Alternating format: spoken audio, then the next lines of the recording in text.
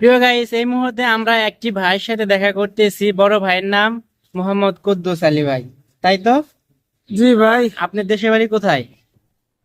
আমার দেশের বাড়ি সিরাজগঞ্জ জেলা। ও আচ্ছা, বুঝতে পারছি। আমার দেশের বাড়ি জামালপুর জেলা, ঠিক আছে, সিরাজগঞ্জ টু জামালপুর। আর আমি আমাদের জামালপুরের ভাষায় কিছু কথা ওনারে জিজ্ঞেস করব, আর উনি তার উত্তর দিবে। ভাই, আপনি কটাই থিন আইছেন? আমি আইছি সিরাজগঞ্জ থেকে। আপনি সিরাজগঞ্জ থাকেন? সিরাজগঞ্জ থাই না, সিরাজগঞ্জ আমার জন্মস্থান, আমার 14 পুরুষের জন্মস্থান সিরাজগঞ্জ। আমি গাজীপুর থাই। তো প্রিয় দর্শক, আমার এই ভাই গাজীপুর থাকে, আর আমি জামালপুরের ছেলে। আমিও গাজীপুর থাকি। আসছিলাম ভাইয়ের সাথে কথা বলার জন্য।